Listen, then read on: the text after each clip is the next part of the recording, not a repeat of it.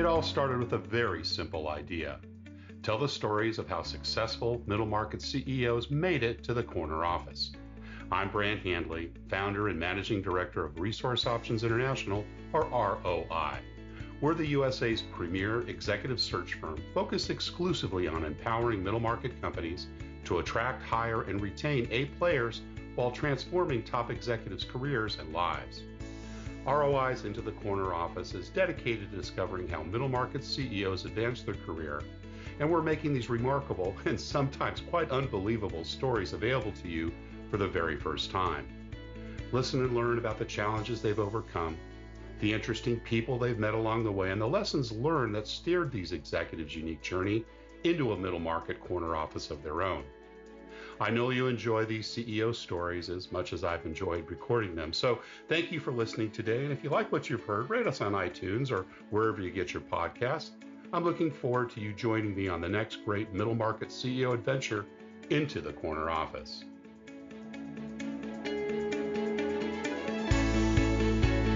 Today, my guest is Chelsea Jubilee, co-founder, visionary, driving force, and CEO of Energized Health. Energized Health is dedicated to helping Americans, and soon all global citizens, to optimize their health at the cellular level. With over 20 years of experience in operating businesses, Chelsea, along with her co-founder husband John Jubilee, are pioneering cellular health awareness. Energized Health utilizes a protocol to reduce the need for medication, prevent disease, and reverse ailments. She's developing a company to help people get healthy in body, mind, and spirit. Chelsea Jubilee, welcome into the corner office. Oh, well, thank you so much for having me. I'm excited to be here with you, Brant. Great to have you back. And gosh, we know you're just back from a recent injury, and glad to hear you're literally back on your feet again, although with some support. And want to hear all about your journey, obviously, to Energized Health. But we always kind of like to start at the beginning. So let's talk a little bit about your early years, where you grew up, and what your early family life was like. Yeah, absolutely. I was actually born and raised in Southern California. So I grew up with two brothers and a single mom. My dad actually left when I was about 2 years old. And unfortunately, alcohol was more important than the family. And so I never really knew him growing up, but my mom was an amazing single mom. Were you the youngest of three? Were your two older brothers? Yes, I was the youngest. Yeah, so I often call myself, the rag doll in certain circumstances because, anything that looked semi-dangerous, they were always, "Hey, Chelsea, why don't you go, see if that board is going to fall through if we walk over it," or you know what I mean? I know exactly. I grew up with two older brothers in Southern California as well, so we share that in common. Yes, exactly. And so, it's interesting when you look back at your younger life, you're like, wow, there's so many qualities and characteristics of who I am now because of those circumstances. And, it really put a determination and courage in me, having grown up with two older brothers and always really trying to compete with them because I was the youngest and I just wanted to, do what they were doing sport wise, athletic wise, friend groups, things like that. And so I grew up, I was definitely more of a tomboy growing up. I played a ton of sports. I was always the only girl on all my sports teams. So I played Little League, the only girl. I played catcher, pitcher, and then actually back early in my days, they didn't allow girls to play on higher up sports teams with boys. I was going to ask you about that. Yeah, right. Yeah, so I actually moved all the way up to pony, and I was the first girl that they in our district that they basically said, "Hey, like this has never come up before, but you can't play anymore," because they deemed it too dangerous for me. So that was, that's Pony League Baseball you're referring to. Yep, Pony League Baseball. Yep. Yeah. And it's awesome now because my boys, we have twin boys and they play pony. So it's just like full circle, right? But then I played basketball, track. So I have a lot of recognitions from sports growing up. I was just super gifted. My mom actually almost made the Olympics as a sprinter. No kidding. So And she was an athlete as well. Fantastic. yeah. So it Yeah. kind of runs in our family. And I knew Yeah. very early on that I was gifted. Faith is a big part of my Mm. journey. And I knew early on that God gifted me with an athleticism, just a gift in athletics. And I was top in our CIF, which is out here in California. It's kind of just like districts. Yep. And so I broke as a freshman, I broke like 5 records as a freshman for varsity. Wow. It was pretty extraordinary. And even in basketball, and I got full rides to lots of colleges. But early on, I recognized that I also had a gift of entrepreneurship Mm. because back in my days, they didn't have vending machines in school.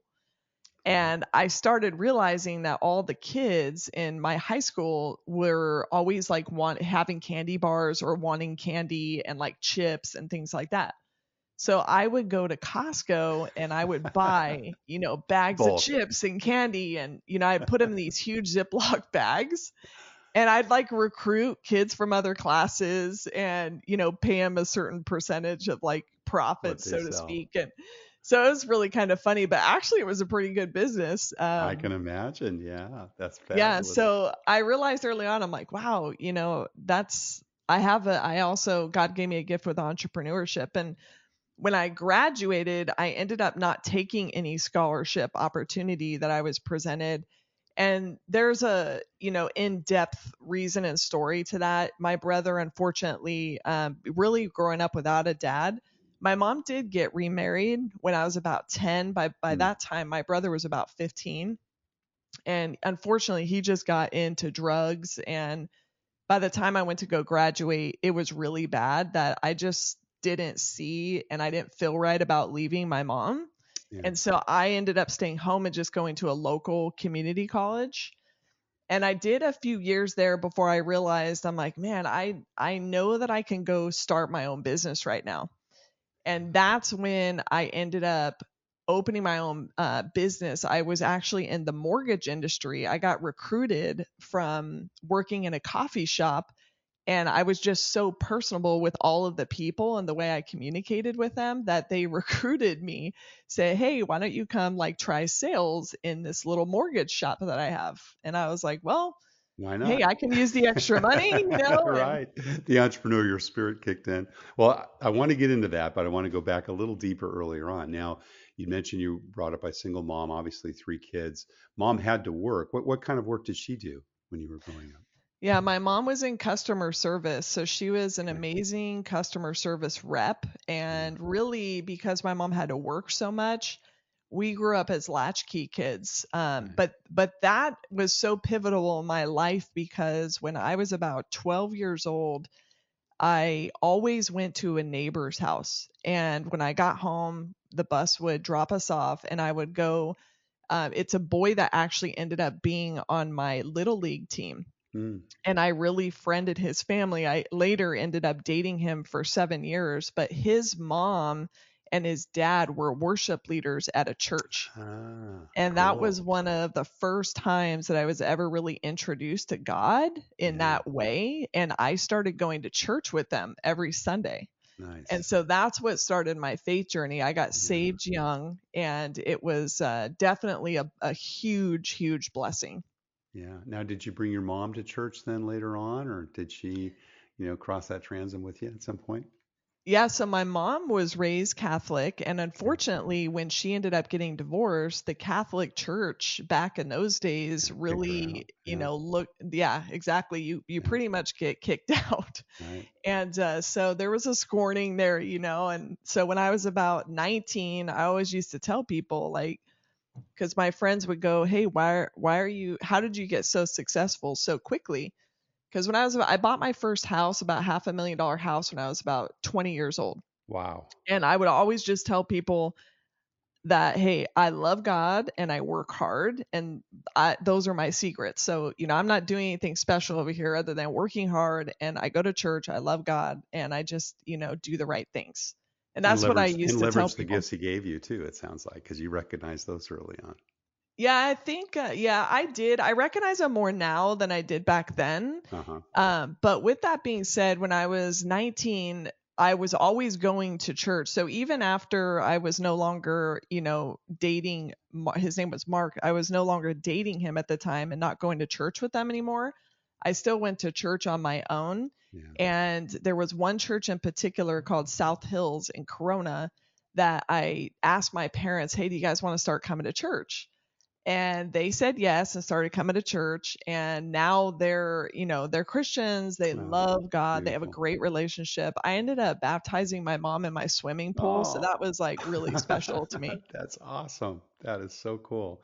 So, thinking back again to those childhood years, who were some of the other influencers? Was there a youth pastor? Was there a coach? If you think back about some of those folks that introduced you, particularly as a latchkey kid, it sounds like that family, obviously, Mark's parents had an impact on you. But tell us about some of the other folks that mentored you along.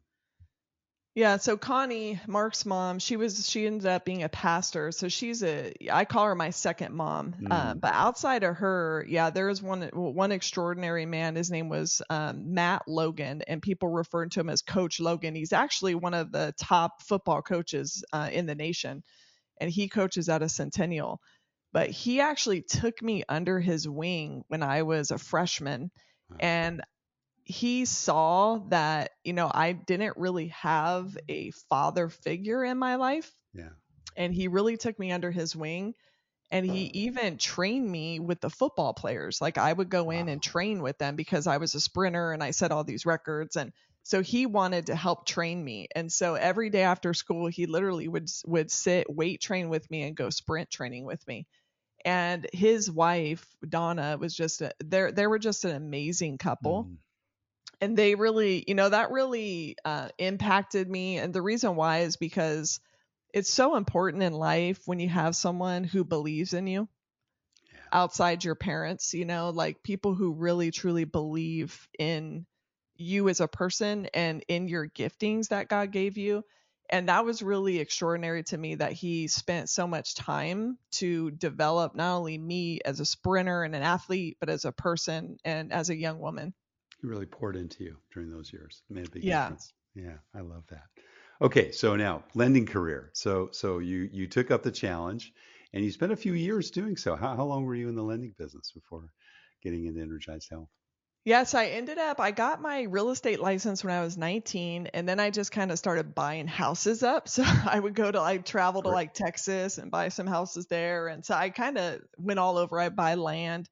great Um, strategy. Were you doing fixes and flips then, or actually renting no, them no, out? I would hold them. Yeah, Hold them. because I Yeah, ended up making more money on the rent, sure.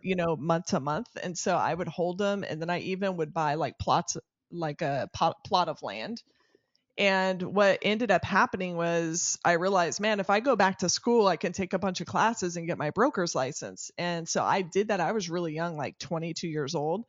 I ended up getting my broker's license, and then I would hire friends, like Ah. friends that I knew like from college. And so I would hire them to This be goes back reps. to the candy and the snacks days in school, right? You figured out how to get those folks Yeah, working with you. yeah, one of them was from those days. Oh, really? Oh, Yeah, seriously? Oh, that's great. I love it. yeah, and it was so, it was interesting because I remember thinking, I'm like, okay, I could go lease a building and it's going to be, like $5,000 to $7,000 to lease a building, or I could just buy another house where I'm at and turn the whole house into a workstation. Right. And so that's what I ended up doing. So I bought a house, I gutted it, and just made it this really cool like workplace. And we would like cook in the backyard, throw the football around a little bit, do barbecues on lunch breaks. I mean, it was just fun. Like those were really fun times. And I just loved it because we all got to help so many people get into their dream homes. Yeah. And that's what we're all about, like I just love helping people and be able to help people fulfill their dreams of getting in their homes, making good money, getting to give back to the church, volunteered a lot at the church. It was just a really, awesome life. And so I actually was in the lending business for 15 I years. was going to say, yeah, you had a long time. And so you went through the '08, '09 crisis too, because a lot of people fell out of the industry then. Yeah, and believe it or not, those were my best years. Wow. Wow. Yep, And they were buying a my lot of best distressed years. properties probably, right? And and leveraging that? Well, Or it was what ended up happening was whenever, and I tell people this all the time, when you build good rapport with people Hmm, and you really care about them, the referrals come. yeah, it's true. And the referral business that I had in those years was through the roof.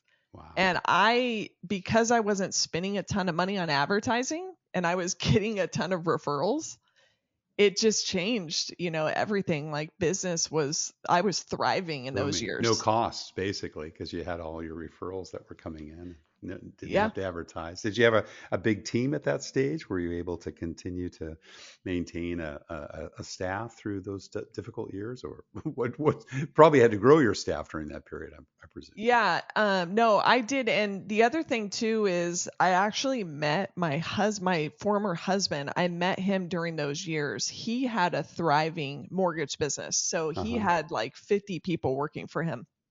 And what we ended up doing is we actually combined our companies when we got married. Ah, So okay. we ended up having just one big shop, so to speak. And so that's, that is definitely, that was a huge part of my life. Him and I have 3 kids together. Right. And currently now, I'm remarried and we have a great blended family. But during those years when I was married with him, I had we had just amazing amounts of success. And again, just getting to help so many people, and people don't realize that the mortgage industry, you get to help people get into a dream home. But the other thing you get to do too is you get to help people with their finances, because there's a lot of mortgage loans that actually help people get out of debt, and Mm-hmm. not just like get into a home, but they help people get out of debt. And the other thing that a lot of people don't realize, and I didn't realize this until I was in that industry, there are so many people that are plagued with medical debt. Mm. And that's most bankruptcies are filed because of medical debt. Wow. Didn't know And that. when you start to get to really know these patients who are suffering with, cancer and these other horrific diseases that medical insurance no longer covers, or it was a post, or it was a pre-diagnosed, medical issue, and, insurance kind of tries to get out of those sort of things. And when you're talking with someone on the phone and they're crying, because they think they're going to lose everything and they have Mm. kids and mouths to feed, and, being able to help someone take all that debt and put it into one loan that they can afford, over 30 years or so, and Right. really just help them get their life back. It's really rewarding. And I think a lot of the times people don't realize that a lot of refinance loans are helping people get out of debt, particularly medical debt. Wow. No, I didn't know that. And yeah, you're absolutely right. That so it's mostly through the refinancing then that you were able to help them do that, because it would be hard to do the debt on the first time they bought a home, right? So this was mostly Yeah, on the so refinancing. Yeah. correct. So it's through refinancing. And then of Right. course, purchase loans are separate. Purchase loans are just helping them be able to get a home. But the refinance loans, again, most refinance loans, you're really helping people get out of large sums of debt. Right. And I would see all the time medical debt, like crazy, just Gosh. tons of medical debt. And then when you hear their stories, it's just heartbreaking. Yeah. And they're the thought of them losing their home too because of it becomes then not such a close reality, right? And if they're able to take care of that other debt, that's great. Yeah. So you started managing people, it sounds like, back in elementary school and middle school with your Costco candy. But tell us a little bit about kind of when you really started managing people in the loan business, and what were some of the challenges you faced at that time? Yeah, I would say looking back at those years, I was in my early 20s when Yeah. I really started managing people, like paid employees, like Right. W-2, and had a payroll system. And I wish I knew what I know now back then of how Right. to lead people. Right. I would say that I didn't do a good job back then of separating friendship from business, which, today I do a better job at, because it's important if you're going to hire friends that you have to have really good boundaries when Right. you have, friends working for you. But yeah, so really early on, I would lead, sales team, you would have people underneath you, and then you would help them to sell homes, or you would help them to make mortgage deals. And what I used to do is I actually used to they're called splitters, and I would put a set of headphones on, and then I would put a set of headphones on the person that I was training and helping Right. lead. And then you would kind of mute the call, while they're the other customer, like say while the customer's talking, you would mute the call so they couldn't hear you, and you would help the person know what to say Think next about the and how response. to say Yeah. it. So that I would literally sit down one-on-one and train people. Huh. And that was the most effective way, because I only needed to do that 3 or 4 times before they Right. really got the hang of it, versus another method, which is just, hey, listen to some of these sales calls, things like that. That worked better for me, and my time was worth it, because I got to not only help them become a better salesperson, but just help build their character too. And that's Right. one thing I'm Right. really big about in leadership is I don't look at leadership like a hierarchical type role. I look at it like coming under someone and helping to elevate them. And it's just a gift, the gift to be able to lead people. And so It's kind for of the me back reverse then, pyramid, right? Where you're at the bottom, but you're at the top, but you turn it upside down. You're really supporting them. yeah, and allowing Yeah. them to rise. And at the Yeah. end of the day, what you want is to create other leaders within whatever you're doing. And I find when that method works, Yeah. it really Yeah. does. That method works. And the more I would support them and help lift and rise every area and aspect of who they are as a person, business just would thrive. And their ability to lead people that were under them, it really started to show when I changed the way I was doing leadership up. Mm, love that. Love that. So 15 years in the business, and then you did a real big shift into getting Energized Health. So I want to hear a little bit about that. But did you make a concerted effort to leave the industry? Did something happen? Tell us a little bit of that transition. Oh, this is a good story. So I'll say it timeline wise. So I ended up having 3 kids with my previous husband, and we ended up getting divorced. There were just a lot of things that happened amongst ourselves, and it just didn't work out. And so after I ended up getting divorced, I really took a hard, long look at my life and thought, is this what I want to do the rest of my life? And really started heavily getting back into church. And our kids would, we were on a 50-50 schedule. So my ex-husband would get the kids half the time, and I would have them half the time. And so during that time that I didn't have the kids, there was one particular moment when I was in church that I really felt God calling me to do something different. And it was about my healing first, because I had experienced so much trauma when I was young, Yeah. because there was a lot of trauma that I'd been through. And because I had experienced that, I was prone to attracting dysfunctional relationships. And that's why Mm, I'm really big on boundaries. Even now, we teach and train boundaries within our organization. And I just was in what I would consider a toxic marriage, and I didn't want our kids to really grow up in that. And so during the midst of being single again, I really focused on developing myself and my mm, character and getting the unhealthy parts about who I was.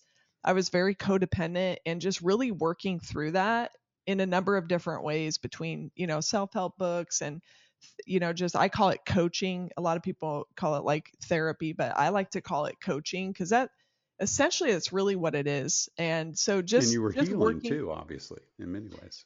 Yeah, Yeah. absolutely. And so Yeah. really recognizing that a lot of the things that happened to me, obviously I didn't have control over because I was so young, but that unhealthy felt normal to me. Mm, And for people that have gone through trauma, which most people have, because this is what we do for a living now, and I'll explain that later, is that peace in a relationship feels uncomfortable, mm, hmm. because you're not That's used to interesting. it, because Yeah. you're like in a fight or flight, when Right. you're young and you're being developed. So it's part of what was the number one indicator to me that I had stuff that I needed to grow and work through. And during that time, through my own healing, that's when I realized this is what I want to help people with. Wow. And seeing the pain that was caused in my own children because of a divorce, I wouldn't wish that on anybody. And so I made a moment. There was a point in time I remember, praying, and I'm like, okay. And I just really felt that God was like, this is it. Like, this is what this is what you'll excel at. And so I felt like I was in a transition, and I literally, now this is my personality, I literally gave everything up. I gave my business up. There was a friend of mine that was in the industry, and I said, look, here, it's all yours. Like, any clients I get, I'm going to send your way. And so I just made a decision that I was going to start studying trauma and how it plays out in every aspect of someone's life, physically, mentally, spiritually, relationally, financially. So for 2 years, I studied that. And it was, again, I only had the kids half the time too during that. So I had a ton of time to pour into that. Right. You kind of a week on, week off schedule. Is that what you folks had? Or yeah. It was a 2-3-3-2. So it's like every few days, I wouldn't have them, and I would be up till literally 2-3 o'clock in the morning, and I would just be studying and reading and studying and reading and just writing and research papers and all of that. And so it was just a new path that I was on. And about 2 years after being single and doing that for 2 years, I met my now husband. And he was doing similar work from what you've told me previously. So tell me how that kind of came about.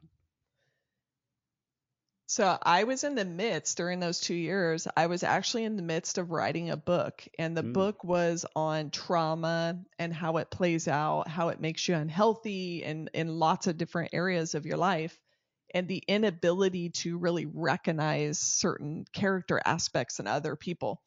And during that time, at the very end, toward the end of the book that I was writing, I started actually researching exercise and how important exercise is to help the body release cortisol and things like that. And during that chapter, I was invited to a entrepreneur event. And it was in San Diego. And I was like, okay, you know what? I'm going to go. I felt to go. So I was like, I'm going to go. So I go to this event, and I met my husband there. Obviously not at the time, he wasn't my husband, but I met a man. His name was John Jubilee. And I was like, hey, what do you do for a living? And so he starts telling me about this protocol that he developed. And it's a protocol on intracellular hydration and how true health starts in a cell. And most cells are hard as marbles. And of course, from my research that I just got done doing, I know one of the reasons why is because excessive amounts of adrenaline and cortisol are poured into the system when you go through trauma. And that's one of the things that actually creates a hard layer on the outside of the cell. And so as he's talking, I'm like, wow, this is so fascinating, because this is the chapter I'm on. So I actually asked him, I said, hey, can I interview you? And so I put the recorder on, and we were up till like 3 o'clock in the morning outside this hotel. And we were talking about, most of the conversation wasn't even about the protocol. It was, he was a Christian as well. And it was actually a more faith conversation. But from there, that's what developed our relationship. And he was traveling, speaking a lot. So we kind of fell in love on the phone, and we dated, and we ended up getting married. And I thought, okay, so you have this protocol on intracellular hydration, and then I have this years of research on trauma and what trauma does to the body. And I said, hey, we should combine this science. And so when we got married, our sciences got married. And that's what formed Energized Health, which is our current company right now that we have together. That's so cool. So tell us more about Energized Health. What do you folks do? How many employees? Who are you impacting? How are you changing lives? Oh, we get to help thousands of people across the nation, and it is the greatest joy. every Tuesday we have a national call. And on that call, we have anywhere from 15 to 20 people consistently. They're all different each and every week, sharing how the protocol has changed their life. A lot of people even save their life. Suicide's a big thing happening right now. And so just to give people hope again, just the amount of people's lives we save, but also thriving. And there's so many people that feel stuck.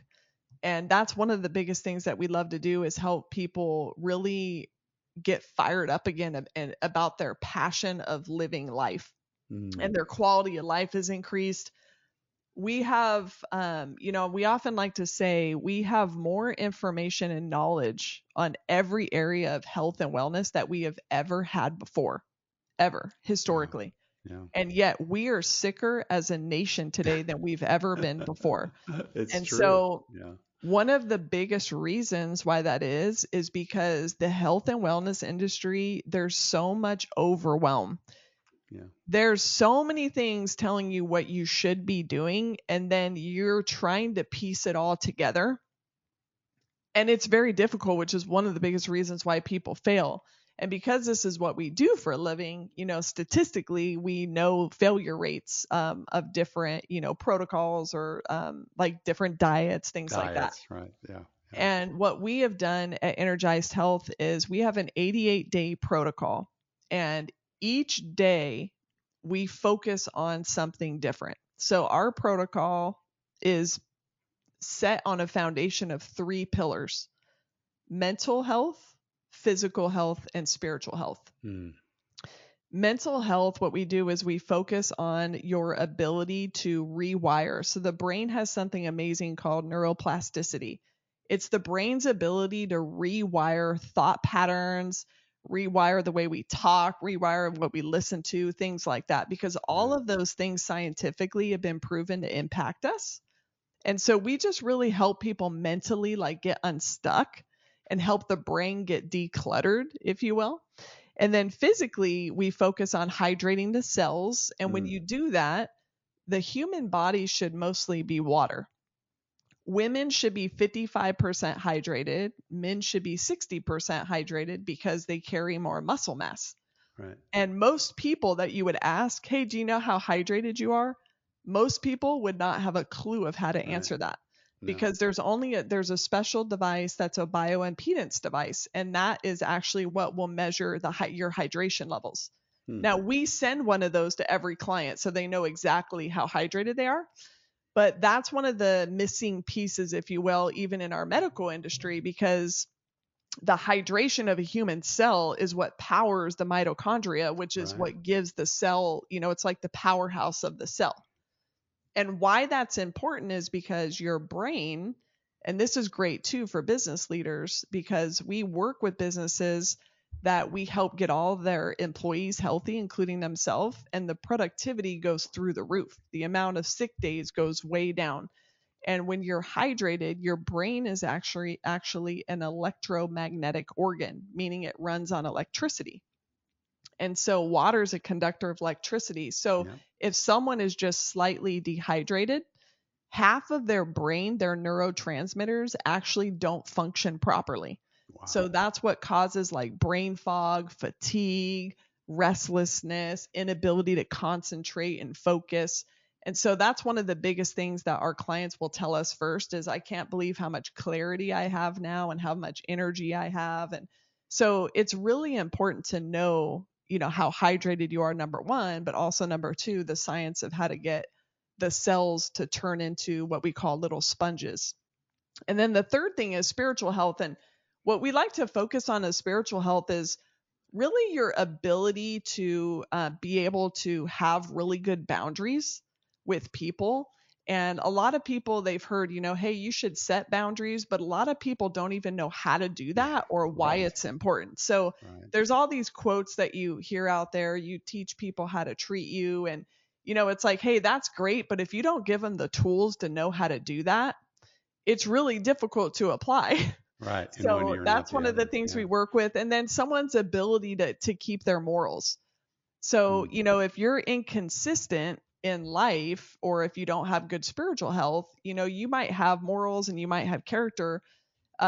You might know what those are when you think them, but if you're constantly violating those boundaries, even between yourself and what you hold morally right, that affects your spirit. And so That's even just imbalance. Yeah. community, having a community of people around you that are like-minded, there's a lot of science to prove how you grow and develop more as a person, mentally, physically, and spiritually, when you have a community of like-minded people around you. And so we create all of these, facets. So those are the pillars that we focus on. It's awesome. The coolest thing, though, is that we put it in one really easy to follow protocol. And so each day we're just giving them little steps to do. So it's so easy. We have 80 and 90-year-olds doing it. That's great. And how many users or participants do you have, clients that you have across the world, across the country? Well, we have over 10,000 people that have been through the protocol. And the amazing thing is when you make cells healthy, the body gets rid of and eliminates toxins, inflammation, all of these things that are really culprits to a number of different conditions. So when you make a cell healthy, your body's foundational makeup is cells. So we have we have trillions of cells that make up our body, make up our organ, make up everything. Our tissue, everything, and skin is the largest organ. So what ends up happening is not only do people look and feel younger, but the thing that we love the most is that whatever condition someone has, and realize almost half of Americans are on some form of prescription medication. Yeah. Right. And so being able to help people get off their medications, being able to help people not feel depressed, not feel fatigued, have more energy, but also autoimmune diseases, migraine headaches, all of these things, diabetes, all of these conditions that are just continue to become amplified. We help people reverse those. And, we have so many testimonials of pretty much almost any health condition you can name, we've helped someone reverse. And so that is what gives us joy in life, is being able to help people look better, feel better, but also their quality of life goes way up. And when you change your quality of life, realize the people in your circle, number one is your family. So when you change your quality of life, your spouse gets a better version of you, your kids get a better version of you, your grandkids get a better version of you. And what people don't realize is that change impacts the entire legacy of your family. Sure. So we have people all the time that we have like 3 generations on our protocol. So we'll have like the grandma, the mom, and the daughter. Love it. Love it. Generational change. Great. And how many employees today? Currently we have 43. Yeah. And they're all spread out across the nation. Pretty much everybody works remotely, and we're really big about developing teams. So we like to, just make sure our team has all the tools and everything that they need to be able to work comfortably, but also stay healthy. So we just recently got our leaders, those walking, I don't know if you've seen them, but they're like this new trend. They're like walking treadmills that you put under your desk. Yeah. Mm-hmm. Yeah. And you get to walk on them. I love so, it. We value our leadership and all of the people, that are on our team. We really value our team and know that we can't do what we do without them. Plans to go international now, or do you have some international customers as well already? We have a huge international demand. And what we need to do to fulfill that is break into a different line of products. And so when we're currently developing an app and a digital version of what we do. And once that's developed out, then we can start going international. Yeah. So that is in the plans to be able to be done this year.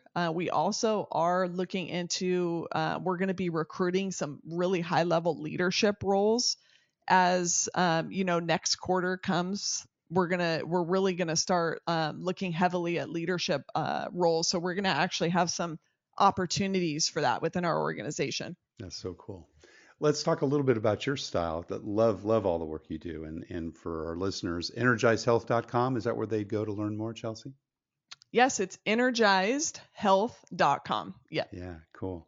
How do you kind of keep Christ in the business? What's kind of your daily routine to keep your walk?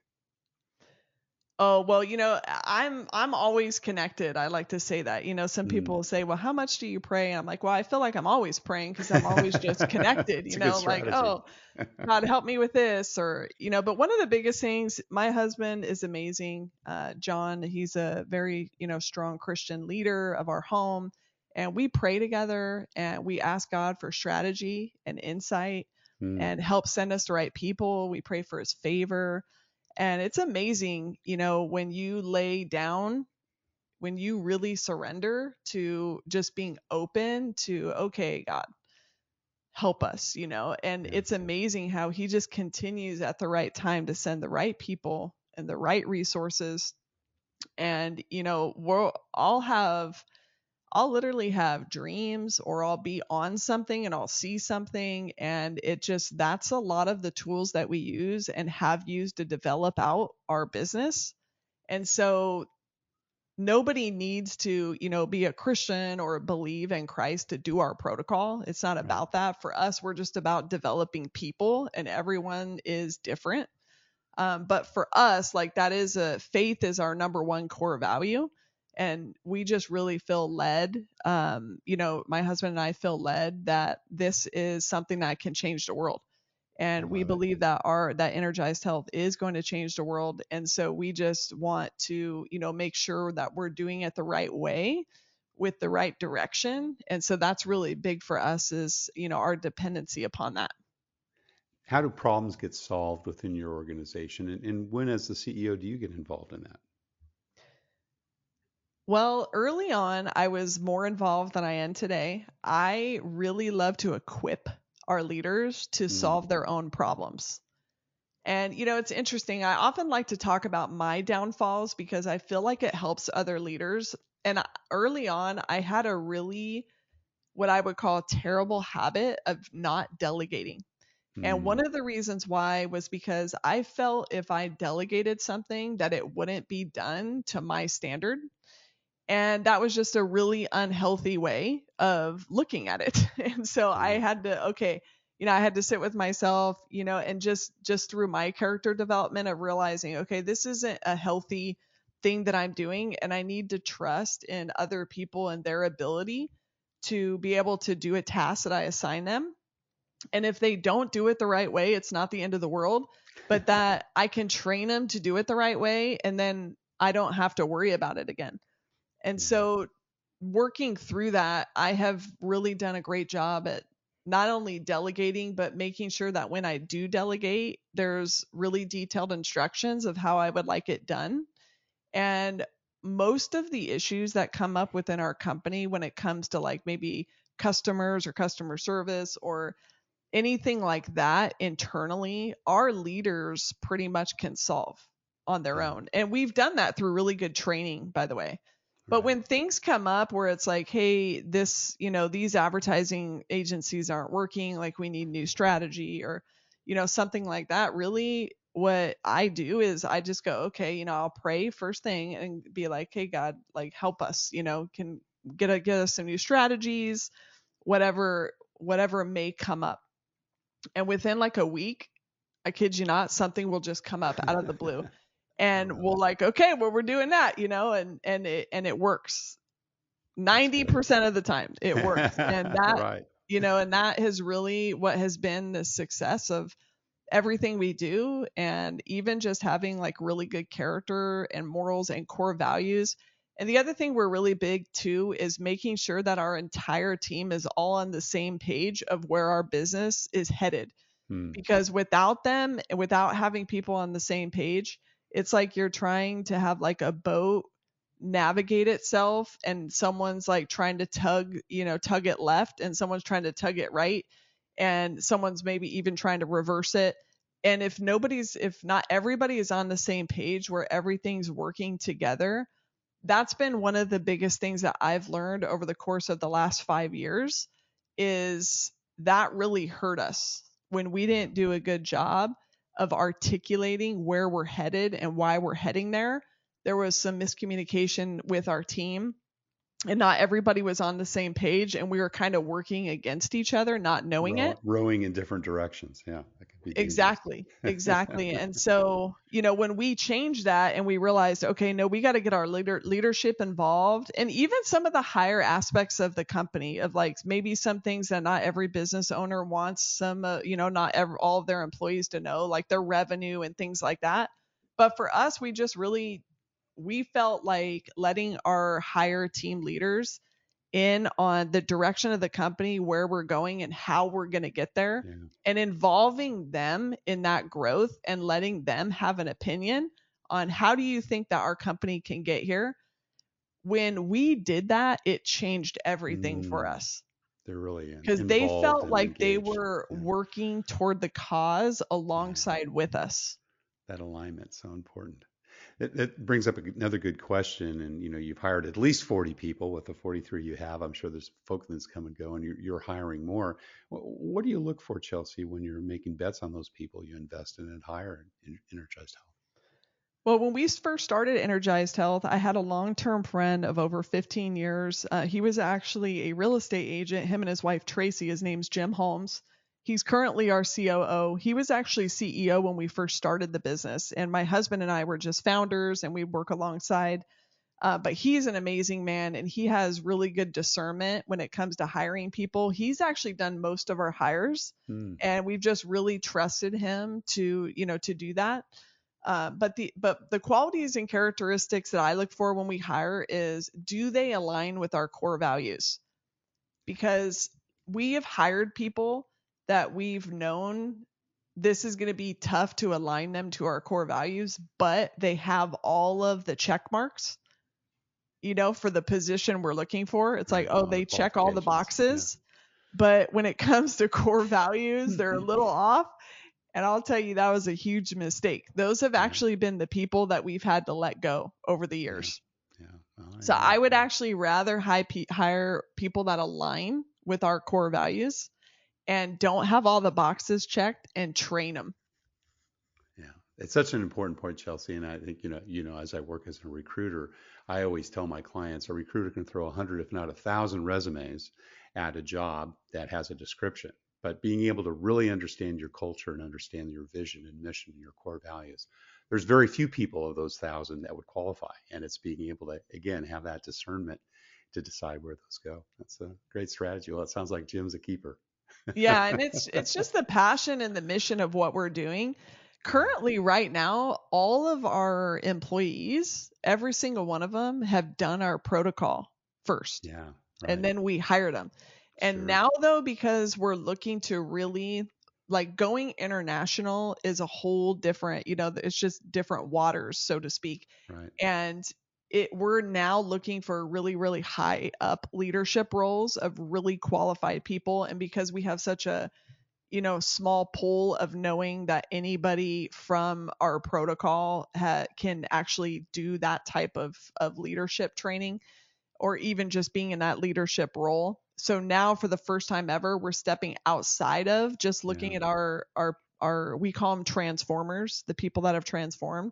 And we're looking to really go after, high level leaders that are really equipped to do what they do. And then, of course, they'll have to do the protocol while they're in it, because I don't want anybody that doesn't know the ins and outs of what we're doing, right? Working. You got at least a 3-month hiring process there, right? Because it takes them 88 days to go through it. Yeah, and I'm sure there's something we could work out after a month or something, but it is essential. And because there's such transformative power in the daily videos and just the whole protocol itself and the sequence of how we have really orchestrated what we do, there's so much power in that. It's hard to articulate into words. And so trying to tell somebody what we do and what we're about, it's entirely different when they experience it. Yeah. Got it. Well, Chelsea, this has been fascinating, but we're just about out of time. We always have one last question we always ask all our guests, and that's what kind of career and life advice would you give to someone who maybe has their eyes on their own corner office someday? I would say go for it. Short and sweet. Go for it. Yeah. I mean, Courage, I often love to say courage, there is no absence of fear in courage. To be courageous, there is fear involved in that, but it's still going toward what you feel, that you're called to do, and you want to do something different, and you don't want to per se be in the corporate life or corporate structure. And, I feel like entrepreneurs, they're just kind of bred differently. And I feel like a lot of entrepreneurs I've met, they've known since they were young that they wanted to be an entrepreneur. So if anyone listening has that inkling of, hey, I want to do this someday, or I want to lead a company, or I want to be in a leadership role, then yeah, that's the advice, is go for it. Life is too short, and you don't ever want to look back and wish that you did something different. And so that's what I would say, is go for it. I love it. Yeah, I've talked to too many people over the years. And by the way, there's this amazing book that we quote this too in our protocol. It's the top 5 regrets of the dying. And it was actually written by a hospice worker. And she interviewed thousands of people on their deathbed, and she put together this book. And one of them is what I'm talking about right now. And so you don't ever want to be there where you regret, right? Not going after something that you really want to do because of fear. I love it. Chelsea Jubilee is the co-founder and CEO of Energized Health. They are a breakthrough patent-pending protocol of intercellular hydration that's been proven to reduce the need for medications, reverse ailments and diseases, help people lose fat fast, and fully energize in all areas of their life without restrictive diets or painful exercises. Chelsea, thank you so much for sharing your journey into the corner office. Thank you. Thank you for listening to Into the Corner Office with Brant Hanley. We hope you enjoyed hearing our guest CEO story as much as we did. If you want to hear more CEOs reveal their journey into the corner office, please subscribe via iTunes and tell your friends and colleagues. For more information about Brant, Resource Options International, and the mighty middle market, visit www.goforroi.com. We look forward to having you join us for our next episode.